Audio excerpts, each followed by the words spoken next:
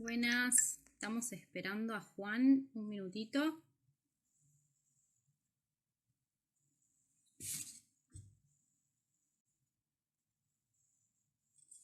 Buenas. Lo bancamos a Juan un minuto y yo me corro esta luz un cacho.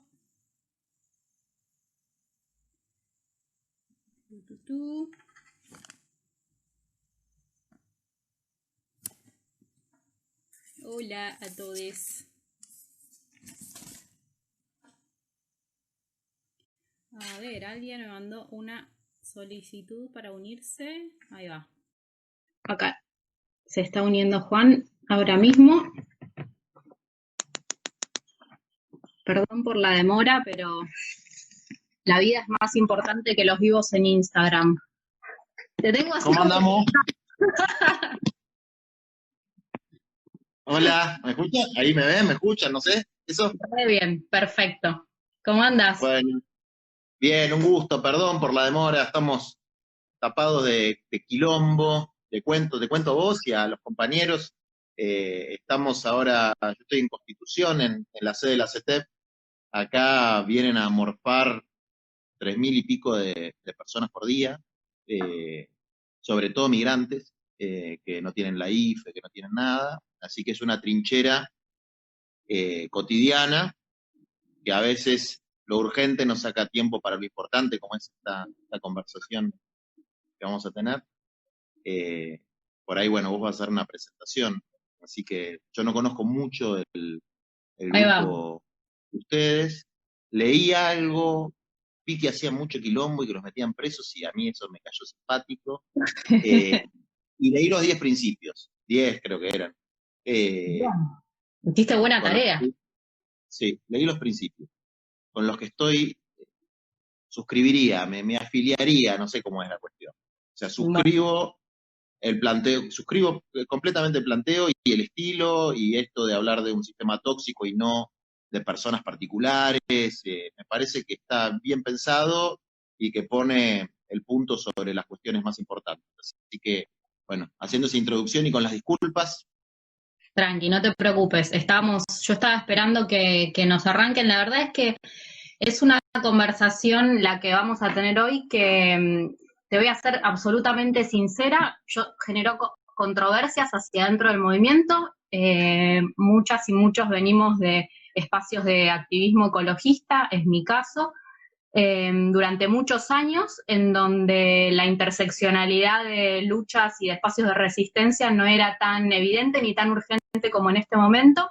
Y voy a hacer 2 minutos muy breves para no ocupar tiempo de la conversación contando lo que es Rebelión o Extinción. Es un movimiento social de desobediencia civil, tiene quizás como particularidad el hecho de estar conformado por grupos locales que se autoorganizan de forma autónoma, siempre y cuando se suscriban estos 10 principios que vos mencionabas, y asume a la desobediencia civil desde lo teórico como estrategia para el cambio sistémico. ¿Por qué? Porque en el momento en el que nace, este es un movimiento muy, muy nuevo, no por eso joven, es decir, no somos estudiantes, en mi caso estoy en los 40 casi, a diferencia de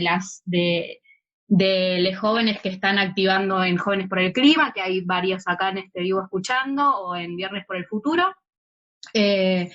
En octubre del 2018, cuando a nivel global la ciencia hace el último quizás de los llamados con mayor contundencia con respecto a la ventana temporal que tenemos para evitar los efectos más dramáticos del colapso ecosistémico, que a esta altura del partido es irreversible, y eso lo asumimos como el contexto en el que estamos actuando, y para evitar los efectos más dramáticos en las poblaciones más vulnerables es que se autoorganiza este movimiento de expresiones de activismo diversas que ya estaban operando, pero asumiendo la necesidad de radicalizar la estrategia.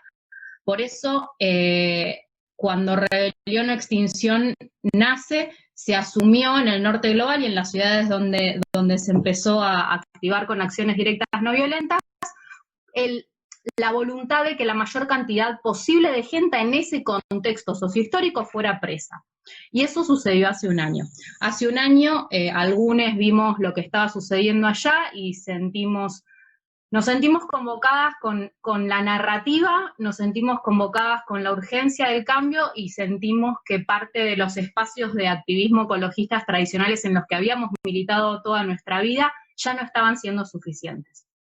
Eso es un poco la génesis de este movimiento, que no está solo, que ahora está en 1.200, hay 1.200 grupos locales en 68 países, pero que plantea la radicalidad del cambio sistémico.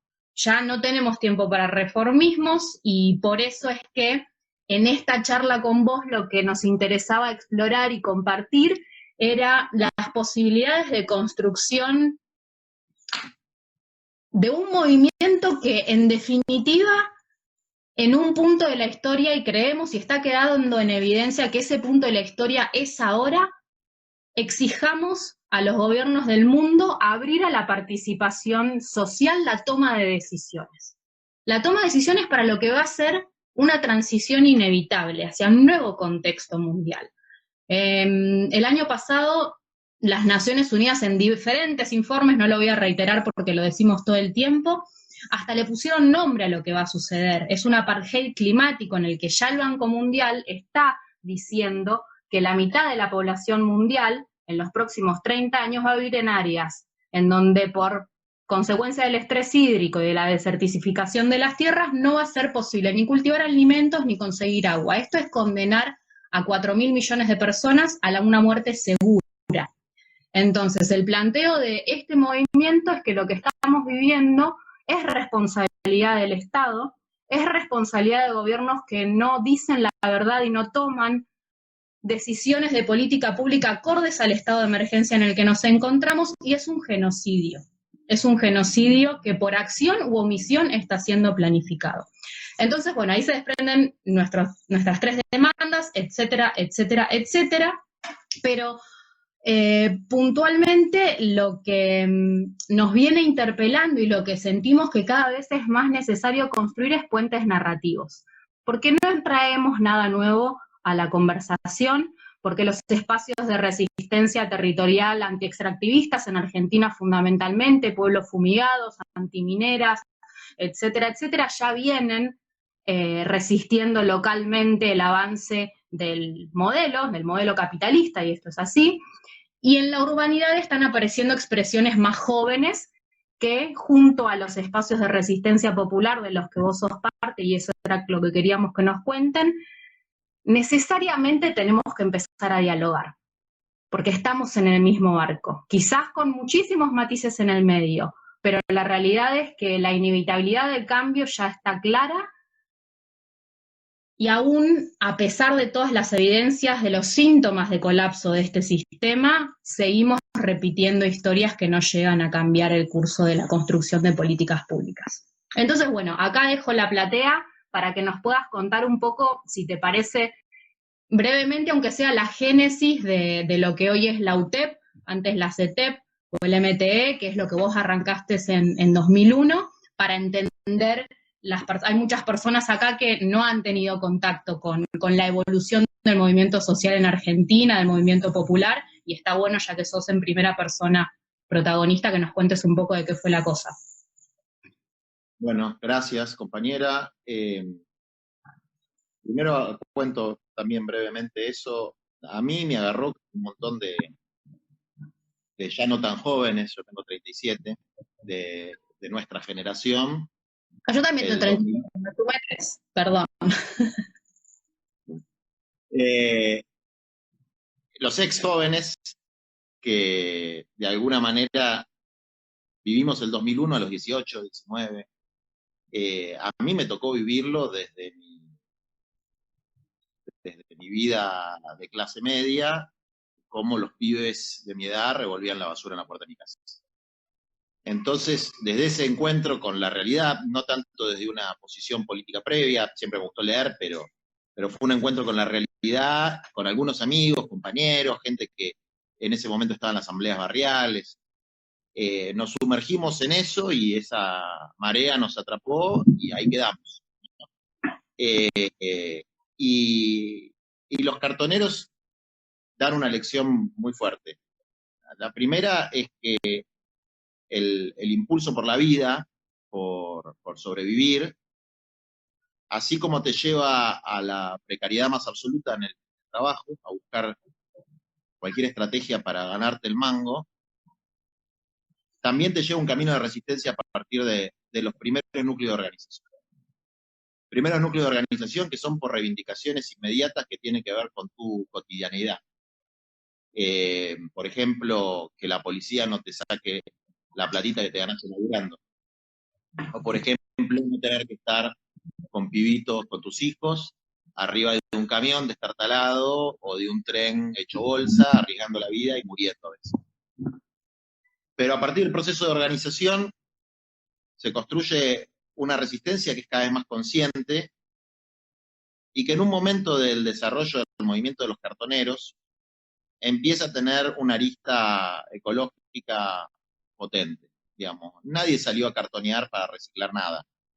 Entonces sería una idealización. Los compañeros salieron a ganarse el pan, pero en ese proceso aparecía una función poco rescatada al principio, que era reducir drásticamente el enterramiento, digamos, ¿no? Los cartoneros recuperan 700, 800, 900 toneladas por día en una ciudad que produce 5.000 toneladas, casi el 10%, y en la precariedad más absoluta, sin políticas muy firmes de Estado, ni en ningún lugar del país, en la ciudad un poquito más porque se generó este movimiento de lucha. Y todo arrancado a las patadas, todo arrancado con acción directa, todo arrancado con movilización, todo arrancado con pelea, y eso fue desarrollándose, creciendo, ampliándose a otras actividades de economía popular, urbanas y rurales, a la venta ambulante, a las ferias populares, a la pequeña construcción, a las pequeñas manufacturas, y para nosotros es muy importante el concepto de recuperación, de recuperar las fábricas que están quebradas, abandonadas, de recuperar el espacio público para que los compañeros se puedan ganar el mango, de recuperar los residuos y de recuperar a estas otras víctimas de la cultura del descarte, que son las personas directamente descartadas, por un sistema que no solamente destruye la naturaleza, sino que descarta al ser humano cuando no le resulta lo suficientemente productivo, tanto como obrero como consumidor. Y en el camino también nosotros tenemos una idea que bastante verificada en la práctica, que la masividad es un componente importante del poder popular o el poder de transformar la realidad. Digamos, la organización es importante, la conciencia es importante, la mística es importante, la proyección es importante, pero si somos 5 compañeros solos, lo más probable es que no resolvamos las cosas. Digamos, los estados tienen las armas, el capital tiene la guita y los pueblos tenemos el número, digamos, ¿no? Esa es la fuerza con la que nosotros creemos que van a estar los cambios. Entonces, nuestra acción y resistencia civil no violenta se le agrega un adjetivo que es masiva, que hay que buscar la masividad. Y en ese camino de buscar la masividad, la unidad con otras organizaciones que tienen la complejidad, todos nuestros espacios que tienen una parte sindical, reivindicativa y una parte política. La mayor parte de las organizaciones que conforman la UTEP tienen un flanco político. De hecho, creo que una de las pocas organizaciones de la CETEP que se reivindica como organización puramente social y sindical es el MTE, que es la organización de base a la que yo pertenezco. Pero aún así, muchos de los dirigentes, los militantes, yo mismo a partir de la lucha contra el macrismo el año pasado, empezamos a cumplir roles en política institucional. Les aclaro que personalmente y muchos de mis compañeros y compañeras no creemos que las transformaciones van a venir de la institucionalidad. Y si vienen de la institucionalidad van a ser producto de una presión muy fuerte de la base social. La UTEP tiene como concepto central la economía popular. Y la economía popular, como trataba de explicar un poco con mi experiencia dentro del MTE, comienza en una fase de subsistencia, continúa en una fase de resistencia, pero si no desemboca en una transformación sistémica e integral, inevitablemente, por la propia dinámica del sistema, vuelve al volquete, vuelve a la cultura del descarte, vuelve a haber cada vez más compañeros porque se organizaron 30.000 cartoneros en todo el país y después hay 100.000 cartoneros más que con la otra crisis vuelven a estar en la misma situación. Y yo creo que ni el sistema institucional de la democracia delegativa dependiente que tenemos además en nuestro país, y en general el liberalismo en todo el mundo, ni el sistema económico capitalista pueden dar respuesta positiva a la crisis socioambiental que existe. Crisis que tienen estos rostros, ¿no? La exclusión, la desigualdad y la destrucción, la devastación del planeta. Seguramente todos vamos a coincidir que la ciencia reprodujo de alguna manera algo que los pueblos sienten hace mucho tiempo. A veces los pueblos, los más humildes, los pueblos originarios,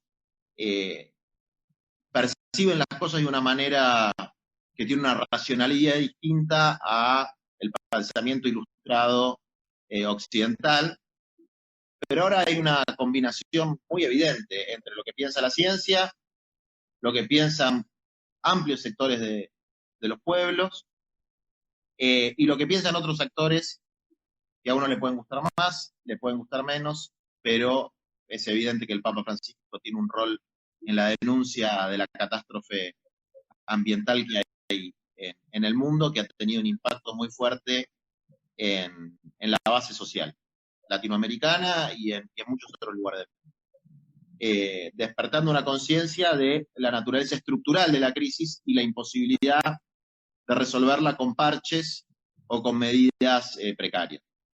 Es evidente también que si la ciencia marca esto, si gran parte de los pueblos y en muchos casos la juventud pelean por esto, si hasta tiene buena prensa, cosa que es raro, pero las cosas no suceden, los cambios no se producen, es porque hay intereses muy fuertes para que esto no pase, y que hay una falta de poder, no hay capacidad de poder hacer en los que denunciamos o disentimos con el rumbo del mundo en la actualidad. ¿A qué me refiero con esto? Yo creo que uno de los aspectos significativos es que pareciera no haber mecanismos ni nacionales ni internacionales que pudieran, en el marco del sistema en el que vivimos, frenar catástrofes anunciadas, frenar situaciones, bueno, que se mezclan todo el tiempo con la cuestión social. Por lo que decía la compañera que habló primero, por este tema del apartheid social, y que se verifica en cuestiones tan evidentes como que a 10 minutos de donde yo estoy, en el Riachuelo, hay 200 y pico de curtiembres que tiran todos los efluentes hace muchísimos años, y tenés leyes, resoluciones de la Corte Suprema de Justicia de la Nación, etc., y eso sigue sucediendo. Y cuando va a una inspección, SADESA, que aparte es una empresa de un conocido empresario del Mercado Libre, agarra el caño de efluentes y lo saca del riachuelo y lo tira dentro del barrio, digamos. Y esto es literalmente así. Y cambian los gobiernos, pero no hay quien le ponga freno a esto porque están los intereses sindicales, laborales, la propia gente que vive de eso. Es decir, si vos agarrás los temas aisladamente, siempre hay una excusa para no resolverlo. La economía popular, que está muy ligada a la cuestión de la agroecología, de la agricultura familiar, que está muy ligada a la lucha de los más pobres, tiene una característica que desde el punto de vista comercial y desde el punto de vista de la perspectiva capitalista es infraproductiva. Es decir, Es una fantasía pensar que en términos de productividad o de productividad comercial, un grupo de cartoneros compite con alguna máquina que tocas un botón y te recicla las cosas automáticamente, que la agricultura familiar compite con la producción transgénica, y así sucesivamente. Pero tiene una productividad ambiental llamativa, porque prácticamente no hay emisiones. Tiene una productividad ambiental y social muchísimo más alta que, ¿por qué digo ambiental y social? Ambiental, porque no genera daño ambiental, y social, porque con mucho menos se generan mucho más puestos de trabajo. Es decir, es un camino que hoy está en una fase de precariedad y de resistencia, pero es un camino que marca una perspectiva. Y esa perspectiva no es simplemente algo vinculado a la autogestión, que a veces es una idealización de sectores medios que abordan desde lo ideológico una realidad que es muy concreta. Digamos, en un basural donde hay familias peleando por comer, no pasa de esa situación de marginación absoluta a el socialismo autonomista en 15 minutos, digamos, ¿no? Hay un proceso que tiene que ver con otros caminos. Pero que efectivamente, al menos, se avanza en una perspectiva de, si no se quiere, de cogestión. Es decir, de que hay un elemento de gestión directa de los trabajadores sobre sus medios de vida, sus precarios medios de producción. Entonces yo creo que eso tiene una potencia muy grande y que hay una necesidad de trazar una alianza firme, estratégica y concreta entre el movimiento ambiental, como se lo quiera llamar, movimientos populares y el mundo de los trabajadores. Yo tuve una reunión hace poco que me impactó mucho con un sindicalista del sector automotriz, Piñanelli, secretario general de Mata. Y él me contaba que, por ejemplo, los autos eléctricos, no sé si es una solución o no, pero que pareciera ser que es un poco mejor que lo que tenemos ahora, se ensamblan, generan muy poca mano de obra, qué sé yo, pero más allá de si esto fuera así o no, vamos a suponer que fuera una solución o que mejoraría la situación. Vamos a suponerlo. Claro, Piñanelli tiene que defender a los trabajadores automotrices. Entonces, si viene una tecnología que va a desmantelar su sector, tiene una reacción corporativa. Y esa reacción corporativa tiene su lógica. Ahora bien, siempre que vos ponés a un actor de los sectores populares, te guste más, te guste menos, sea más burocrático, menos burocrático, frente a la idea, bueno, pero hermano, 20 años, 30 años, 50 años, tus afiliados y los hijos de tus afiliados la van a pasar muy mal si esto sigue así.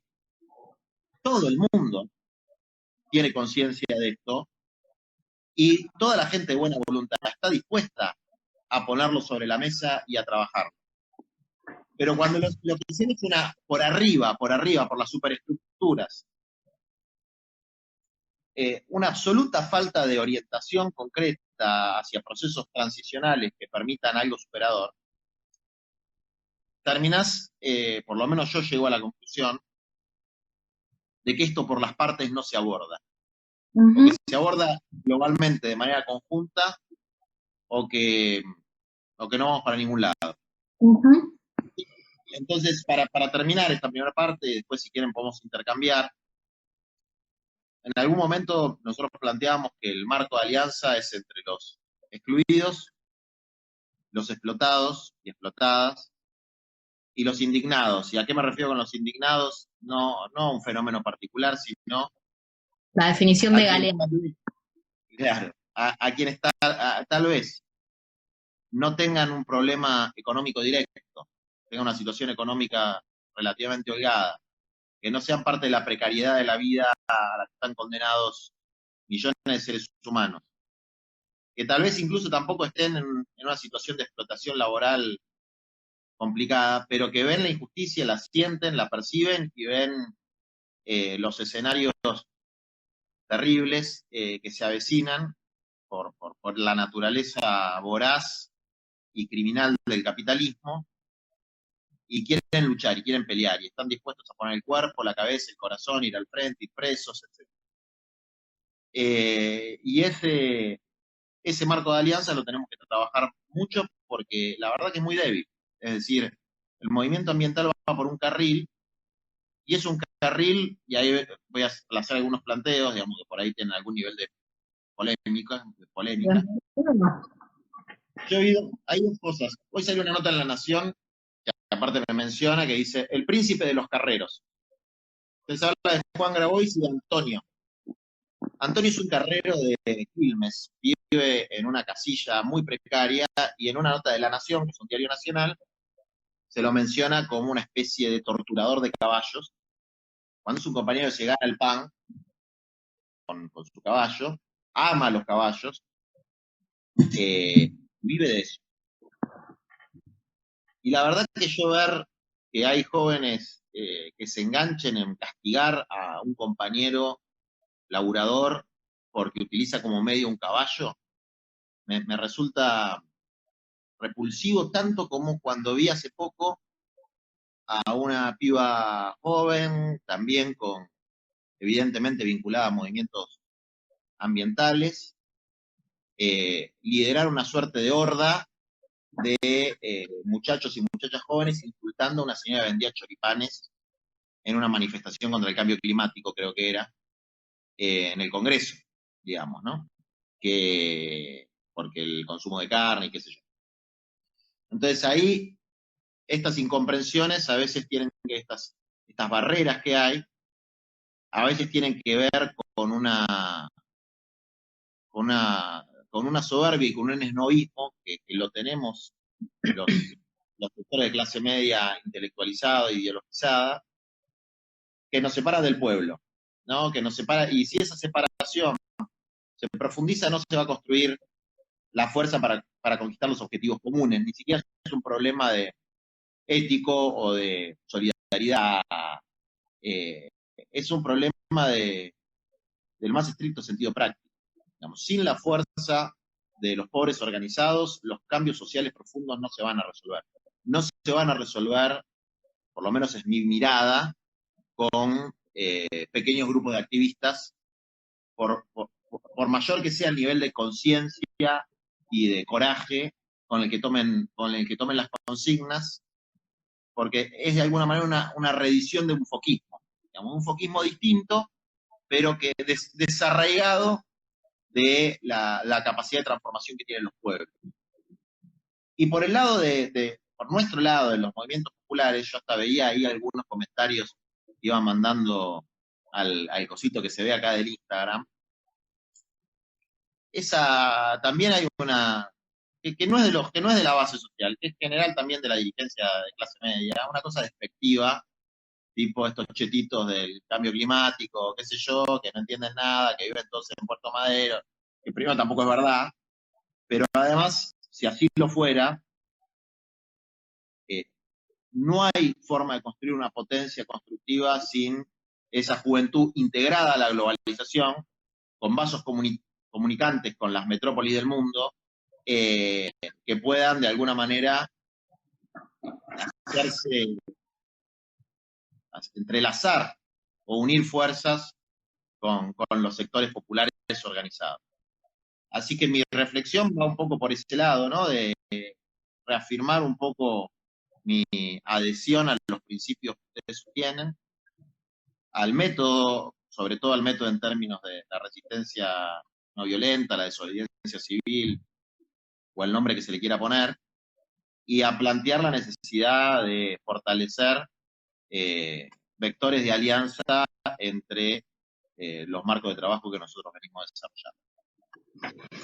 Bueno, gracias. Tiraste muchas cosas sobre la mesa que yo no tenía voluntad de traer porque creo que representan un sector infinitamente minoritario de lo que la militancia ecologista, y no quiero hablar de ambiental porque la adjetivación de ambiental durante los últimos 70 años que se hizo de todo, nos puso a todos en una bolsa enorme que tiene muchísimos matices adentro. El ambientalismo puede ser cualquier cosa, el ecologismo profundo tiene que ver con la búsqueda de un cambio sistémico. en donde tenemos que ser todos parte, y en ese sentido la disrupción prensera que puede provocar un grupo muy minoritario en una marcha climática, como ocurrió efectivamente el año pasado, termina tomando la platea de todo lo que verdaderamente deberíamos poder superar para construir un movimiento de base social diferente que nos pueda tener a todos en el mismo lugar. Estoy absolutamente de acuerdo en que es hasta ridículo desde lo estratégico haber puteado a un tipo que se estaba ganando el pan vendiendo choripanes. Comparto, más allá de mis decisiones personales y de mi convicción absoluta de que vamos a ir hacia un modelo alimentario muy diferente al que tenemos hoy y que solamente la punta del iceberg es lo que trae a la conversación el movimiento vegano y no hace a la cuestión de la conversación que necesitamos tener hoy. Me interesaba mucho más poder profundizar sobre las posibilidades de construcción, de acercar posiciones. No existe tal cosa como un ambientalismo hegemónico, y si existe un ambientalismo hegemónico es el ambientalismo del mundo de la conservación y de las grandes ONGs que desde los años 70 llevaron adelante inicialmente con unas estrategias parecidas a las que hoy todavía subsisten, buscando adaptarse al discurso hegemónico de convivencia entre recursos naturales y productividad. Y en esto quiero traer a la conversación, creo yo, el eje de la cuestión en términos de qué es lo que le estamos exigiendo a los gobiernos. Sabemos y compartimos que el cambio es sistémico y que dentro de un sistema tóxico que se autoconstruyó y se autopercibe como necesario para la organización social, no van a poder venir los cambios. Porque más allá del gobierno de turno que pueda ocupar el poder en determinado momento sociohistórico, los intereses están demasiado metidos, y 6 de cada 10 dólares que ingresan al país los produce el agronegocio concentrado en muy pocas familias, latifundistas que además reproducen un modelo de paquete tecnológico absolutamente exterminador de las comunidades y de la biodiversidad, y por otro lado, el sector productivo fósil es el que le inyecta los otros poquitos dólares que le faltan a todos los gobiernos de turno para poder pagar su deuda. Lo que hay que cambiar es tanto y es tan de fondo que ningún reformismo de adentro es suficiente, y no es culpa de nadie, no es culpa de ninguna persona realmente. Yo puedo compartir, podemos nosotros desde el movimiento que ahora estoy representando en esta conversación, afinidad mayor o menor con algún referente político de turno, pero el problema es mucho mayor. Entonces, ¿qué es lo que tenemos que exigir? ¿Tenemos que exigir cambios reformistas o tenemos que exigir la participación directa de las comunidades afectadas por el modelo para que puedan tomar decisiones que de ninguna manera pueden determinarse a nivel nacional? Una reforma agraria, y esto es algo que quería introducir en la conversación, como la que sé que vos y la CETEP la UTT están exigiendo, necesariamente tiene que ocurrir en la Argentina, pero no puede desentenderse de la necesidad de implementar ya hoy, mañana, no dentro de 5 años, una transición agroecológica. Entonces, las medidas de justicia social que inevitablemente se tienen que tomar ya, hoy, porque no hay más margen para tolerarlo, tienen que incorporar el componente de convivencia y coevolución con, 1, las otras especies que habitan el planeta, y 2, lo que despectivamente se llama desde toda la construcción de política pública recursos naturales. ¿Para qué y para quién?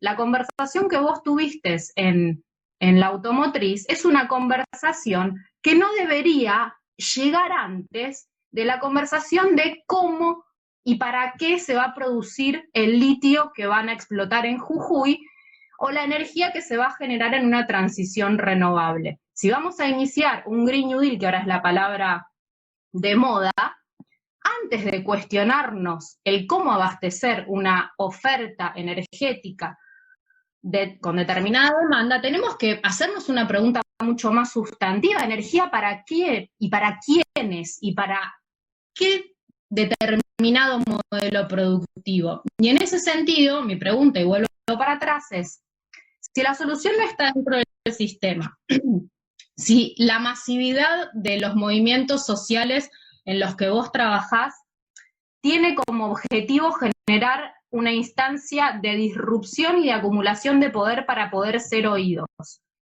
¿Qué sucede cuando eso se logra? ¿Qué sucede cuando el movimiento social tiene tanto poder como para poder, lo que la izquierda históricamente decía, acceder al aparato estatal? ¿Queremos acceder al aparato estatal o queremos que se abran mecanismos de participación ciudadana para que sean las propias comunidades las que decidan cuál es la transición que quieren atravesar? Yo creo que hay una dialéctica en eso que planteás. Primero, yo creo que a veces no hay que pelear contra enemigos muertos. El Estado tiene un poder muy reducido. Es decir, la opresión y la devastación de la naturaleza y la exclusión del ser humano no se puede resolver desde el Estado porque el Estado no es la causa. Entonces, ahí hay un punto en el que, sobre que me parece que hay que reflexionar. O sea, no se le pueden pedir peras al olmo. Entonces no se le puede pedir al Estado que resuelva problemas que no puede resolver. Aún si el presidente, la presidenta fueras vos o cualquier compañero que tenga las más absolutas convicciones, no se puede resolver. Por lo menos en este tipo de Estado. Por lo tanto, es una pregunta que tiene su complejidad. Y además, así como en el movimiento ecológico o el movimiento ambiental, debe haber una cantidad gigante de contradicciones y matices, en los movimientos populares, en los movimientos sociales, en el movimiento sindical, también existen esas contradicciones y matices. Y algo que siempre dificulta el diálogo es que la comprensión de esas diferencias, matices, líneas internas, en algún punto a nadie le importan demasiado y uno no quiere terminar siendo especialista en las 58 líneas que hay en el ecologismo, ni las 245 que hay en el movimiento social. Que quiere buscar puntos de síntesis en los que se pueda avanzar. Yo creo que se avanza sobre todo en la acción, ¿no? Que en la acción se van conociendo las personas, los grupos, los dirigentes, las bases sociales. Ahora, nuestras organizaciones construyeron poder, ese poder se transformó en la capacidad de conseguir algunas reformas. Esas reformas se transformaron en mayores derechos para un sector de nuestros compañeros, pero personalmente estoy absolutamente convencido de que ese no es el destino final. Que aún accediendo al aparato estatal, nosotros tenemos muchos compañeros que están en instituciones o en espacios de gobierno, tanto compañeros que vienen del movimiento social como compañeros que vienen más de la política partidaria. Yo no espero demasiado de ahí. Sobre todo lo que espero de ahí son herramientas para profundizar el poder popular. Y el poder popular es la forma en que nosotros denominamos la participación comunitaria en las decisiones. Yo no creo posible que existan mecanismos de democracia directa, salvo en algunos casos excepcionales, y esos casos excepcionales son cuando se produce un quiebre en la deferencia social como producto de la movilización. No creo que se pueda hacer una ley de referéndum vinculante por cuestiones. Me parece que eso, aparte, desvía la estrategia de construcción más profunda, porque la comunicación, que es lo que se obtiene con una acción, si se quiere, llamativa desde el punto de vista de los medios, es solo un aspecto, y yo creo que un aspecto pedagógico e importante, pero no definitorio de la posibilidad de realizar transformaciones. Yo creo que esas transformaciones vienen, insisto, de la masividad y de la capacidad que tiene esa masividad de quebrar poderes que están que son supraestatales, están por encima del Estado. Entonces, para tratar de ir un poco a la pregunta, descreo profundamente de la capacidad de la inserción en el Estado, ni siquiera para realizar reformas importantes.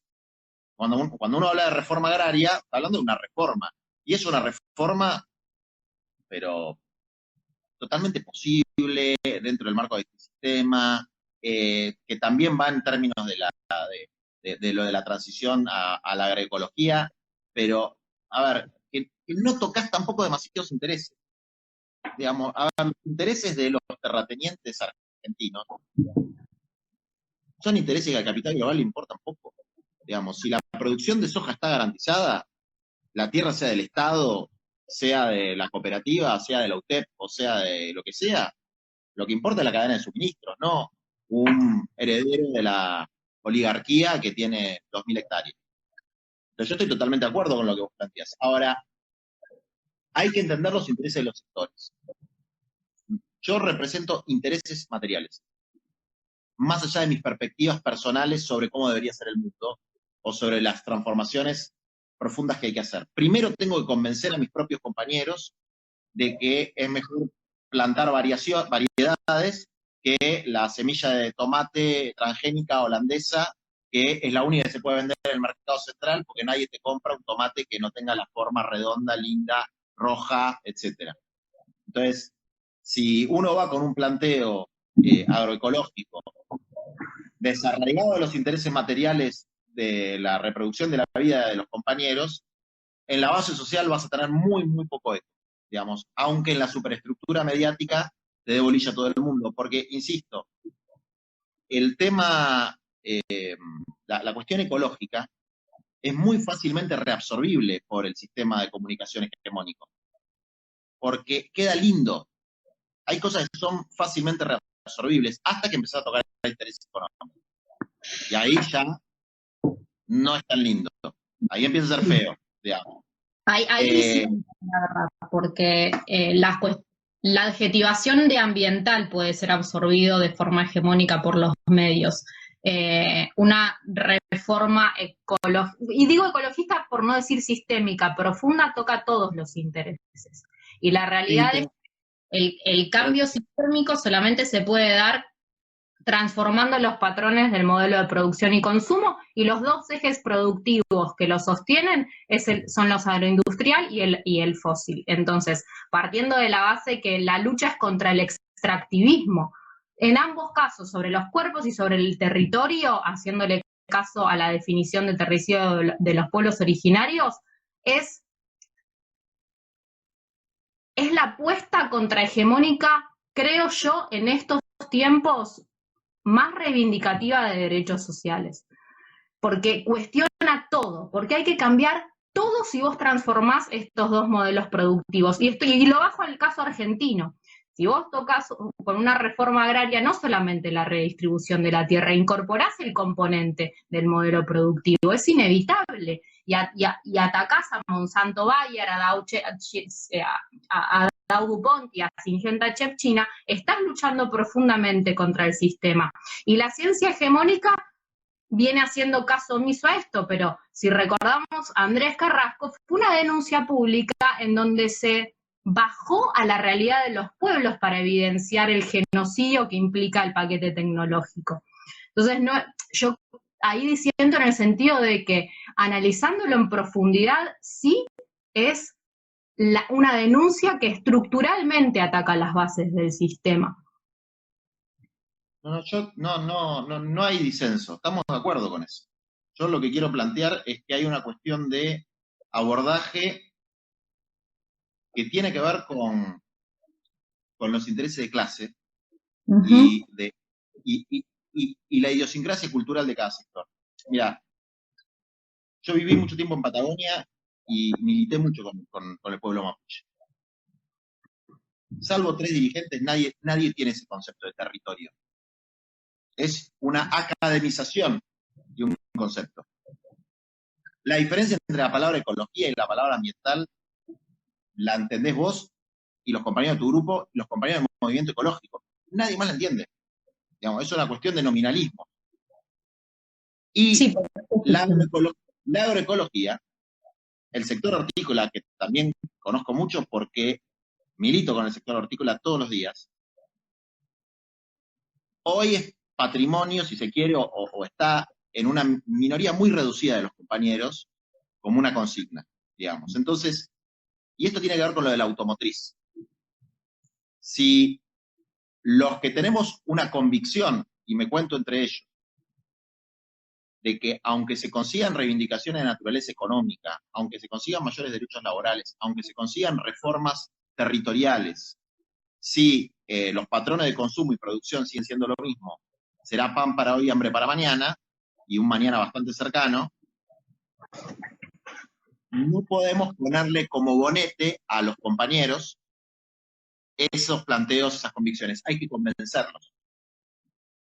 Y ese trabajo de generar la convicción tiene su pedagogía, y su pedagogía tiene que ver con comprender los intereses de ellos. Si vos le planteás a un obrero petrolero que se va a quedar sin laburo porque el petróleo es una cagada, y mucha bola no te va a dar, digamos. Si vos le planteás a una vendedora de choripanes o a un carrero, entonces hay una cuestión de integrar dentro de la estrategia los intereses materiales, económicos, sociales, la lucha económica de los que sufren cotidianamente la exclusión, que es un fenómeno que como el deterioro ambiental es inherente al sistema. Es imposible con este patrón de producción que a través de la biotecnología, la automatización, la robótica, la deslocalización, expulsa mano de obra, es imposible que haya un régimen laboral, si se quiere, como el de la década del 50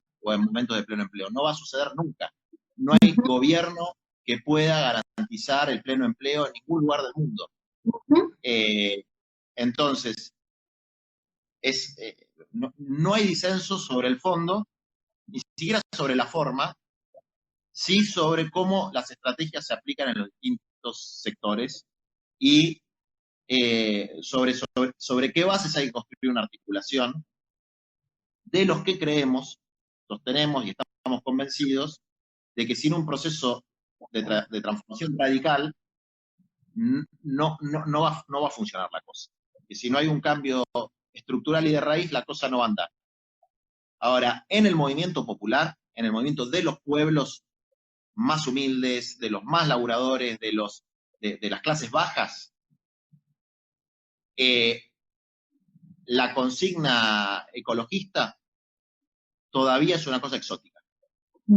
Todavía es una cosa heterónoma, que viene de otro lado, y que no prende. Y hay que tener conciencia de eso, como también hay que tener conciencia de que en la militancia social hay una subvaloración de la importancia de abordar ese tema que hay que quebrar. Y hay que quebrarla no solamente por una cuestión instrumental. Yo te voy a contar una anécdota que le va a servir a los compañeros.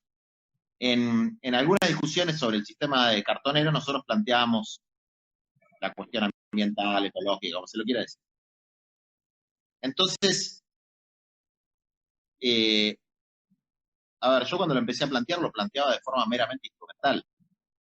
La verdad, me importaba un huevo si la planta alemana que querían traer para hacer la separación reciclaba 10% más o 10% menos. A mí me importaba que los 5.000 cartoneros no pierdan su puesto de trabajo.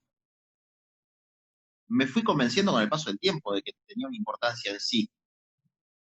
Me fui convenciendo con el paso del tiempo que la cuestión ecológica tenía una importancia en sí, que estaba ligada a los intereses de nuestros compañeros.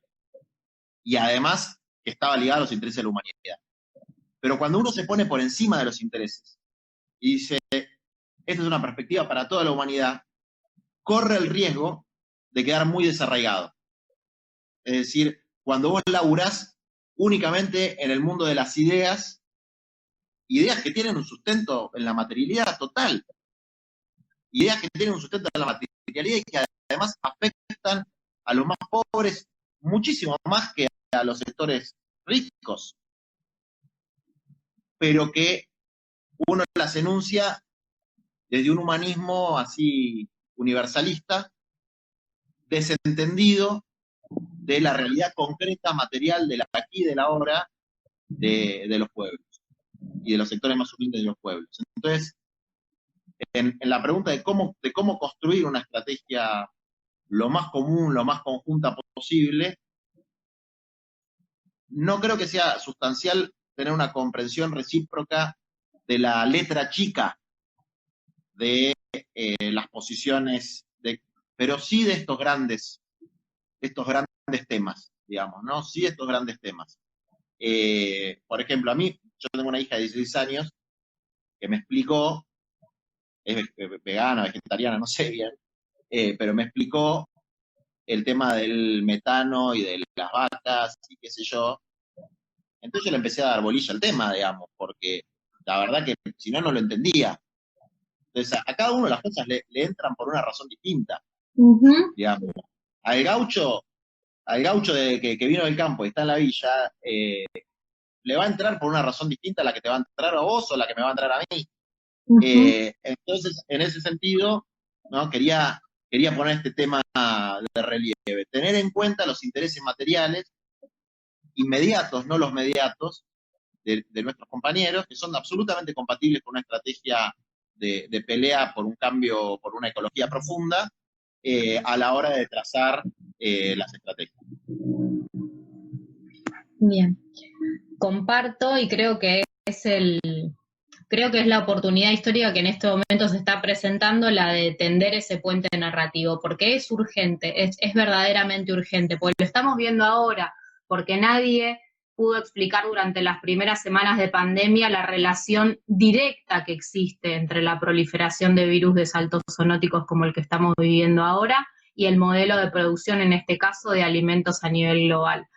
Y me gustaría sacarlo del plano de discusión individual, porque es realmente lo que siento que tenemos oportunidad al menos de empezar a acercar en términos de posiciones, porque es mucho menos importante la discusión no la discusión sobre, sino la nota en sí misma de La Nación de hoy, que el cuestionar profundamente toda la campaña publicitaria que los medios hegemónicos hicieron para defender Vaca Muerta junto a todos los gobiernos y para defender al sector agroindustrial de Bayer Monsanto en este caso. Entonces ahí creo que hay acuerdos no explicitados que son evidentes en todos los espacios de reivindicación. Y no solamente, y yo estoy hablando no desde Puerto Madero, sino desde Ciudad Evita, en La Matanza, desde donde soy, y toda la vida conviví con la realidad, y convivimos, muchos de los que estamos, a pesar de que se nos tilde de otra cosa, convivimos con las realidades más duras de un momento de emergencia como fue la crisis del 2001 y sabiendo que el sector cartonero surge por una necesidad real y que en términos de impacto ambiental aún sigue siendo menos relevante que su función social que cumple en términos de reciclaje, porque la realidad es que los modelos de reciclaje fallaron en todos los lugares del mundo, porque lo que tiene que cambiar es otra cosa, no tiene que cambiar esto. Entonces, ahí me gustaría, quizás creo que no tenemos mucho más tiempo porque esto dura 1 hora, que no los terminaste de contestar, y lo voy a repreguntar. Nosotros compartimos que desde el sistema tal cual está planteado no hay posibilidad de cambio estructural.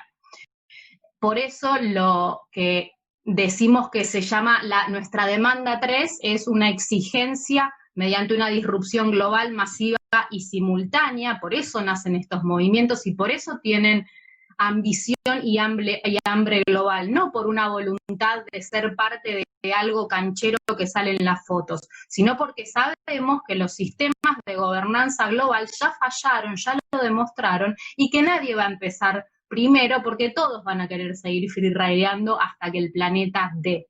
Entonces, si la disrupción no es global, no es masiva y no es simultánea, pocas chances tenemos de que haya un cambio sistémico en el modelo de producción y consumo. De ahí el valor que yo vi en su momento de estas nuevas expresiones que tienen al menos una orientación estratégica global, más allá de tener que construir localmente toda la masividad. No voy a abundar ahora sobre, nosotros compartimos que tiene que ser masiva la disrupción, y sabemos que la única respuesta que los gobiernos pueden dar, y exigimos que den, es una apertura de mecanismos para tomar, no todas, pero algunas decisiones. Yo creo que es obsoleto en este momento pensar que desde las democracias representativas tal cual están planteadas ahora van a poder ocurrir los cambios, porque todos los candidatos de la última elección se financiaron con los mismos sectores, porque ninguno ni siquiera mencionó este tema durante sus discursos, y porque estamos todavía mirando no solamente por desconocimiento, por ignorancia o por necesidad de tener mejor educación ambiental. Yo ya no creo que sea eso.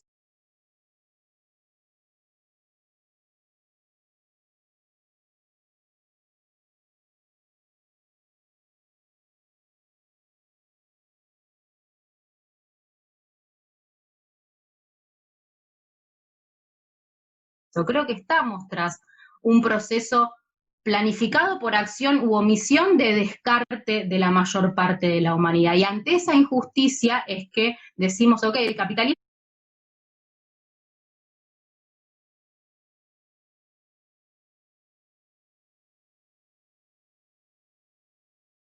va a morir, es inevitable porque la biocapacidad no da más, digo. Eso es un dato de contexto. No es que vamos a derribarlo, se va a morir solo, pero lo que pueda surgir va a ser profundamente más injusto que la situación que estamos viviendo ahora. Y ahí retomo entonces la pregunta, el cómo imaginás vos que construyendo poder de base masiva y popular vamos a hacer que cambie la historia. Mira, yo te voy a contestar una pregunta, pero está muy relacionado con lo que hablábamos antes, digamos, muy relacionado. Yo, aparte lo he dicho públicamente, pero Vaca Muerta me parece aberrante. Mis compañeros no tienen la más remota idea qué es Vaca Muerta. Totalmente. Y no les importa. Entonces, cuando vos decís, por ejemplo, la función social es mucho más importante que la función ecológica o ambiental del reciclado, ya tengo miedo de pifiarle con la palabra, y yo estoy de acuerdo con eso, y es más, el argumento ecológico es, te decía, lo usamos tácticamente de manera instrumental. Me acuerdo, por ejemplo, te voy a responder la pregunta, pero me acuerdo, tuvimos una pelea tremenda con Greenpeace, tremenda. La conozco. ¿La conocés? Tremenda pelea con Greenpeace. ¿Vos estabas en Greenpeace? No, pero yo estaba en Fundación Vida Silvestre en ese momento y co-construí junto a quien me imagino que tuviste esa pelea, un espacio allá en 2011 que buscó ambición política. Con Cali Villalonga, después no. Cali Villalonga, que después me acusaba de tener una alianza con Macri y después terminó en el PRO, digamos, ¿no? ¿Por qué? Porque era mentira que lo que proponía Greenpeace, por la misma razón que vos estás diciendo, iba a resolver algún problema, porque el problema no está en el reciclado, el problema está en otro lado, el problema está en el sistema. Ahora, la propuesta que él planteaba no resolvía el problema ecológico, pero le jodía la vida a mis compañeros. Sí, vamos a decir XR, tiene vínculo con esa discusión. Y en vez de tirar una onda al cartonero, al carrero, al vendedor ambulante, al vendedor de alimentos, en vez de tirarle una onda y decirle, yo estoy con vos, hermano, hermana, estoy con vos, se pone en maestrito ciruela a explicarte por qué lo que estás haciendo es una mierda y por qué en realidad no va a resolver ningún problema de nada, no va a poder pregnar en la masa popular. Porque acá tiene que ver, y ahí voy a la respuesta a la pregunta, ¿cuáles son los sujetos de transformación y de cambio? Y yo tengo una posición sobre ese tema. Yo creo que los que van a derribar y transformar la realidad y convertir esto en algo mejor son los desarrapados de la tierra, son los excluidos, son los salvajes, son los que están del otro lado de la frontera de la civilización occidental. No son los buenos compañeros que están dentro de la cultura global. Creo que van a ser los carreros, los que van a, los carreros, que van a ser los campesinos, que van a ser los que no saben lo que es vaca muerta, los que van a destruir lo de vaca muerta. Tampoco creo en que haya esto que vos decís, después del capitalismo puede venir algo peor, etcétera. Yo no lo tengo tan claro eso, tendría que estudiar más, pero sí creo que el sujeto de cambio, así como en su momento fue el obrero industrial, fue el proletariado, el sujeto de cambio es el que hoy está excluido de la globalización capitalista desde el punto de vista de su naturaleza como trabajador, como habitante, como está excluido de la ruralidad o la urbanidad. Entonces creo que la tarea, por lo menos la tarea a la que nosotros nos abocamos, es a construir el poder de ese sector. La masividad en ese sector es inherentemente disruptivo, porque no le queda otra, no porque tomó una decisión, porque no le queda otra. Y a ese sector inherentemente disruptivo, lo que le puede aportar el activismo, la militancia, no es la disruptividad, porque la disruptividad va a ser de masas. Eso es mi posición. Creo que lo que le puede aportar este sector y la militancia en general es, digamos, racionalizar el proyecto político. Cuando digo político no me refiero a Alberto, Cristina, me refiero a algo más profundo. Y eso se hace, para mí, no hay otra forma de hacerlo que esto que te decía, tirar una onda. De que te vean a vos, de que vean a los compañeros de jóvenes de cambio climático, que vean a los compañeros que están en esa trinchera como hermanos y como aliados, y no o como una cosa totalmente sofisticada y lejana, etcétera, o incluso como jugadores, ¿no? Como jueces, como... Perdón que te interrumpa, pero me apareció un segundero que dice que en 15 minutos, en 15 segundos se termina esto. Yo soy muy soqueta con esto, me estuvieron ayudando. ¿Puedo hacer uno nuevo o en 5 segundos esto se corta?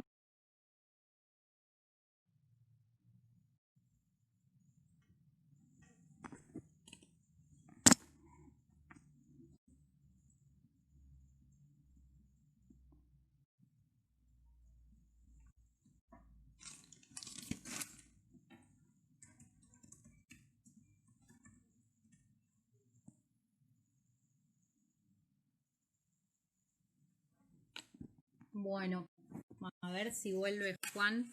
Perdón, yo soy la peor interlocutora para poder usar esto. Espero que vuelva. A ver, ahí lo estoy buscando.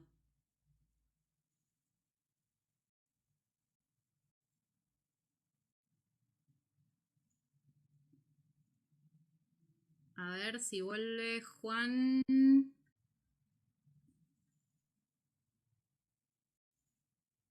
Bien, ahí vuelve, me dicen. Me dicen por cucaracha.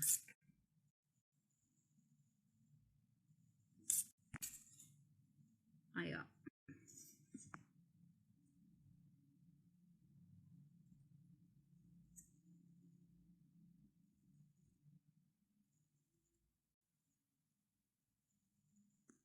Me gusta mucho que me estén dando recomendaciones de cómo guardar esto. Me viene muy bien.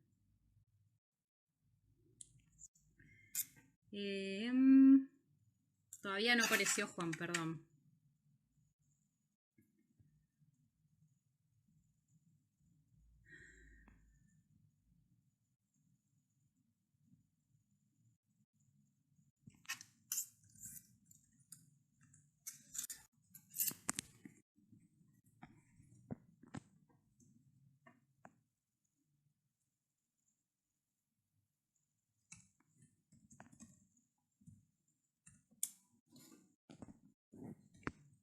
Ah, acá alguien dice están ambos transmitiendo. Si alguien le puede avisar a Juan que venga este.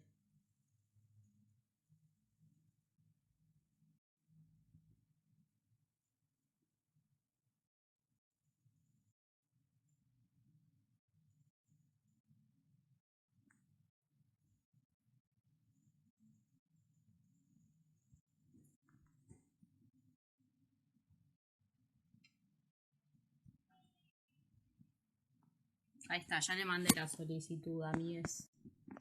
Soy medio olera, pero de esa parte me había avivado.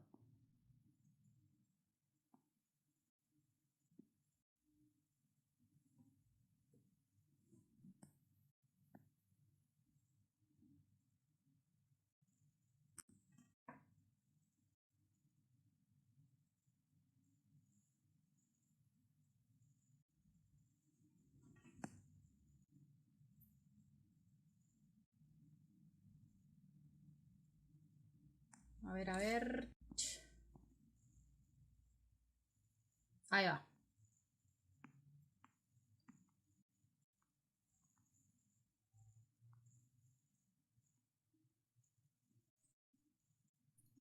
Ahí volvió.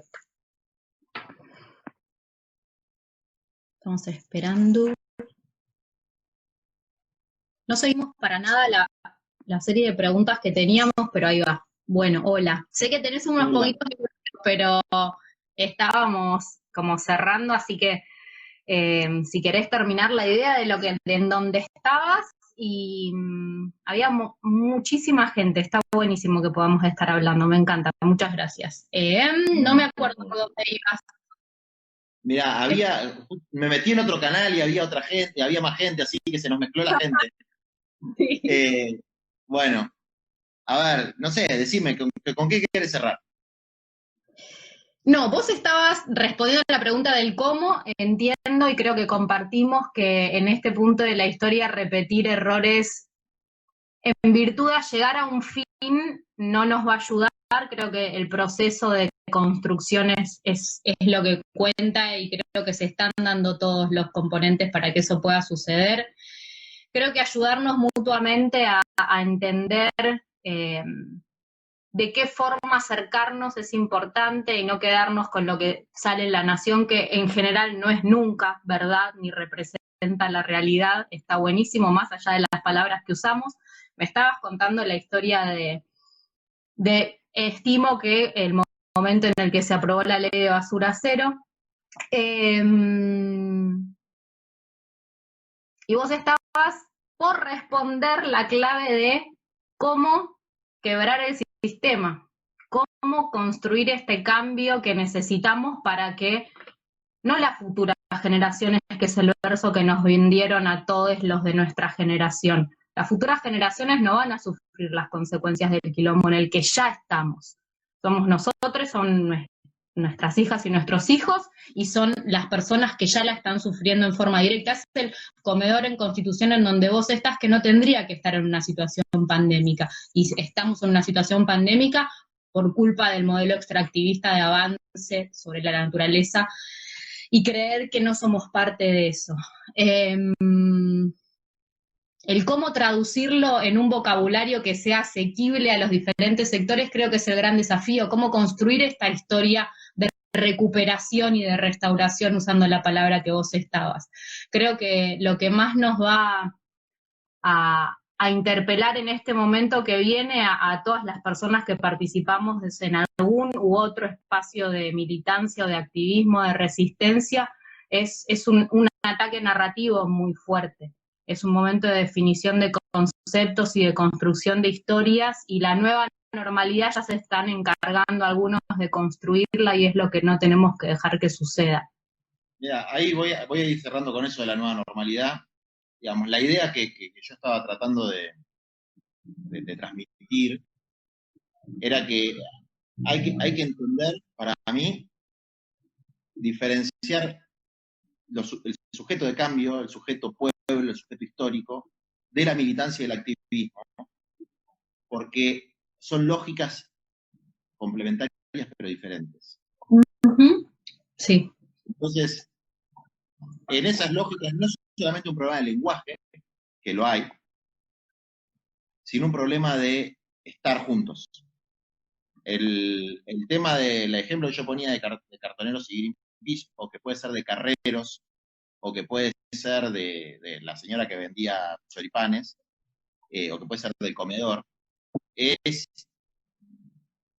si vos, militante, vos, activista ambiental, ecológico, querés estar con nosotros. O si no querés. digamos. Ahora, va a ser muy difícil que nosotros, ahora hablo colectivamente, Movimiento Popular, asumamos ese programa, esas luchas, si no están con nosotros. Es decir, si simplemente hablamos cada tanto. Y eso implica también asumir que hay un sujeto de transformación que no es la militancia. Que el sujeto de transformación no es la militancia. La militancia es un instrumento de transformación. Y eso es algo que no todo el mundo quiere asumir. Y puede ser que, porque hay diferencias sobre cuáles son los sujetos de cambio, si existen los sujetos de cambio o no existen, pero yo tengo una convicción profunda sobre eso. Entonces, desde ese lugar me paro y planteo las cosas, digamos. Yo soy un activista, un militante, igual que todos los compañeros que no surgen de los sectores excluidos, que me pongo al servicio de un sector de la sociedad e intento, en un respetuoso intercambio, tratar de transferir o transmitir o sintetizar programas, proyectos, aspiraciones, sueños. Y eso y yo creo que es una fórmula, es un método, sobre todo para los que piensan o los que pensamos que al menos sin la masividad de los compañeros y compañeras y su disruptividad innata, inherente, las transformaciones no se van a producir. La nueva normalidad. Yo vi una noticia que me puso los pelos de punta, que es cuando se abrió la cuarentena en Italia. Y se abrió la cuarentena en Italia y toda la privada, todo el mundo dejó de nuevo. Todo el mundo dejó de nuevo, los autos, los bares, etcétera. Bueno, es evidente que va a pasar y después todo el mundo va a estar más o menos en la misma. Es decir, y aunque hubiera habido 1 millón de muertos, es tan fuerte el control ideológico y el control de las expectativas del sistema que no hay con qué darle. Totalmente de acuerdo. ¿Con qué creo yo que se le va a dar? Insisto, con esto de que, por ejemplo, acá en la Argentina, ¿no? ¿Qué es lo que yo pienso que va a pasar? O el gobierno, al que yo apoyo políticamente, o el gobierno toma un rumbo que tenga por lo menos algo que ver con el programa de Tierra, Techo y Trabajo, que tenga que ver con digamos, que nuestros compañeros de los barrios más concentrados, etcétera, puedan vivir mejor en un lugar con mayor extensión de tierra, que se pueda transitar a un camino donde los alimentos sean accesibles y sanos, que todo el mundo pueda tener un techo digno para vivir. Y estoy hablando de reivindicaciones sociales, más allá del componente agroecológico, el componente de concentración de la ciudad. Si eso no pasa, en la Argentina se viene una confrontación muy fuerte, muy, muy fuerte. Y esa confrontación va a estar vinculada a la acción directa de las organizaciones y de la gente en su espontaneidad. Tomas de tierra, corte de ruta, saqueos, todo lo que vos quieras. Bueno, ahí hay una gran incógnita y es dónde va a estar la militancia. Y toda la militancia, la de ustedes, la de los compañeros míos que están en la política partidaria, ¿dónde va a estar? Si en acompañar esa pelea y tratar de que esa pelea tome un cauce de transformación, o en algunos quedarse cómodos en defender el status quo y decir que esto es toda una conspiración de la derecha mundial. Bueno, ¿dónde va a estar? Yo sé dónde voy a estar yo, digamos, ¿no? Yo sé dónde voy a estar.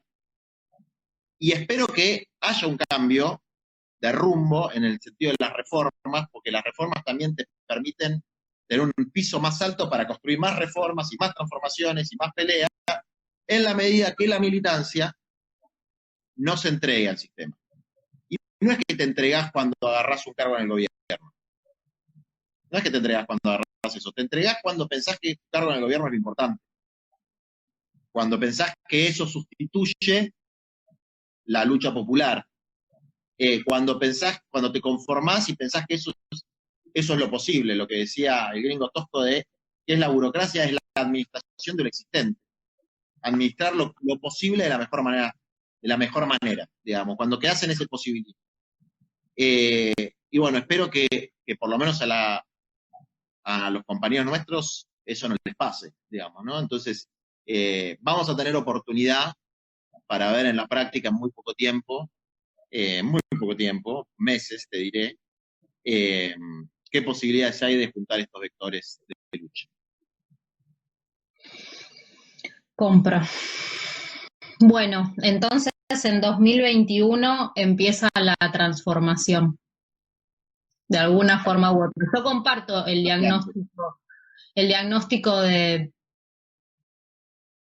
inevitabilidad de algunos sucesos que no van a ser pacíficos vinculados a la resistencia del sistema frente a la voluntad de cambio. No va a ser gratuito y es en ese espacio y en ese tiempo en donde vamos a tener que tomar la única decisión que podemos y es qué hacer con el tiempo que tenemos.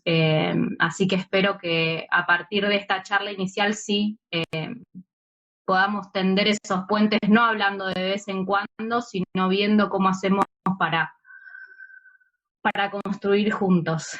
Sé que te tenés que ir, así que no te robamos más tiempo. Muchas gracias. Sé que van a estar conversando también con las chicas y los chicos de Jóvenes por el Clima, y todos estos espacios tienen que encontrar una narrativa y un espacio de hacer juntos. Así que bueno, gracias. Después voy a tratar de que esto funcione y que quede grabado, porque mucha gente lo pidió, y anda a descansar. Y bueno, acá estamos, de verdad. Estamos. Bueno, gracias, compañera. Un saludo para todos. Nos vemos. Chau, chau. Bueno, gente, voy a tratar de que esto quede grabado. Ahora me van a ayudar.